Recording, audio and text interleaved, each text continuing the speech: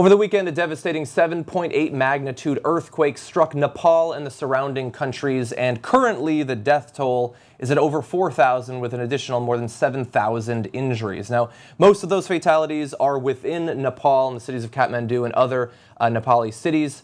We're going to get into some of the reasons why the death toll was so high in those cities. Now, there were additional deaths and injuries in India, Bangladesh, Tibet, and along the Nepal-China border as well. And in addition, on Mount Everest alone, more than 18 people and 61 were injured from avalanches that were triggered from the earthquake. Now, there is an international response to the earthquake going on, coming out of the weekend and into this week, with many organizations and individuals doing what they can to lend aid, but complicating the relief efforts are the fact that that was not just one earthquake. More earthquakes and aftershocks continue to go on up until Monday. We have an administrator from Kathmandu who said there have been nearly 100 earthquakes and aftershocks, which is making rescue work difficult. And many of those in the area doing the relief efforts are worried that there could be another significant earthquake rising up to perhaps the level of the one on Saturday. Now, additionally, we know that tragically many seismologists had been in Kathmandu just a couple of weeks ago to warn them about the possibility of an earthquake of this sort, of this magnitude. And unfortunately, there was no time to put into effect their recommendations coming out of that. But just a week ago, about 50 earthquake and social scientists from around the world came to Kathmandu to figure out how to get the poor, congested, overdeveloped, shoddily built area to prepare better for the big one. A repeat of the 1934 trembler that leveled the city. They knew they were racing the clock, but they didn't know when what they feared would actually strike. Now, we have some more information about both how, in the future, perhaps some of these deaths might be averted with different building regulations and things of that sort, and some historical information about other terrible earthquakes in both that area and around the globe. But obviously, this is pretty tragic. It seems like we can't go, more than a few months without some terrible natural disaster striking at some point around the globe. And so there's a constant basic need for vigilance in terms of relief efforts.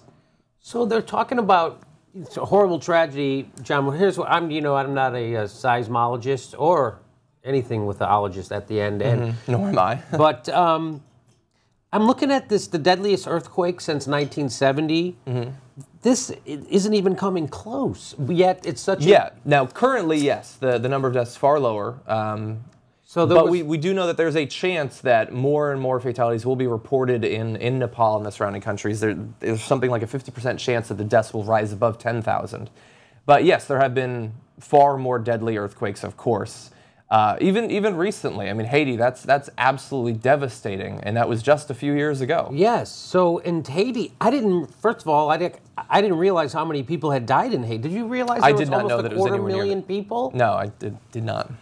I didn't either. I thought it was like a regular That's the bubble that I guess we live in, even in the media in America. Even with all that coverage, I guess that number never penetrated. Because, I'm sure I was on the air talking about it too, and that number... Yeah. Well, the problem really, I think, is that there will be a certain amount of attention paid to it, and then eventually people will move on. Both the media and the audience for the media will move on to other issues, and in many of these countries, especially the third world countries, you might not know for weeks or even months the total extent of the death toll, because communication is so shoddy in some areas. The ability to report, the ability to track is just not up to the standards of America or other first world countries. Nor are the amount of money that they have to deal with these natural disasters or to ward them off. I mean, so we're going to talk a little bit about building regulations and the ability to put so much money into building regulations and how you build them that they can withstand it. But here, this is just a mind-blowing fact here. So according to the U.S. Geological Survey, a seismologist estimated that the same level of severe shaking would lead to 10 to 30 deaths per million residents in California, but kill 1,000 or more in Nepal and up to 10,000 in parts of Pakistan, India, Iran, and China. And they were basically talking about first responders, but especially the standard that the buildings are built to. That in California, because we expect that we're going to have earthquakes, they're built to withstand that. But in Nepal, even though they've had tragic earthquakes in the past, they simply don't have the money to do that or to enforce those regulations. And so when the big earthquakes come, thousands more people die than would otherwise need to.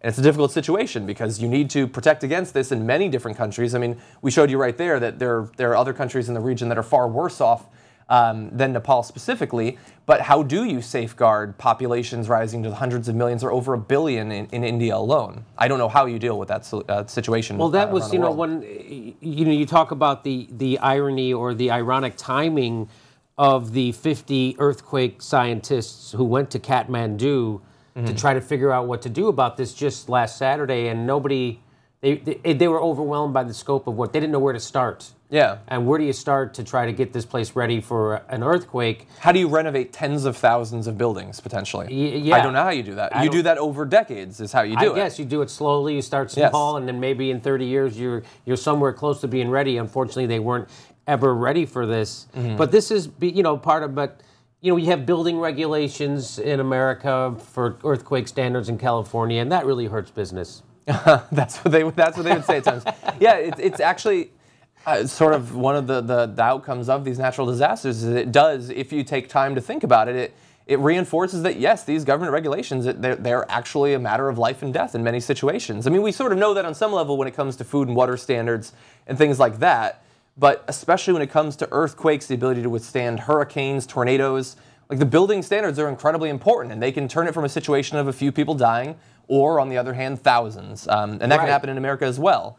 So people hate the regulations, but they can actually save lives.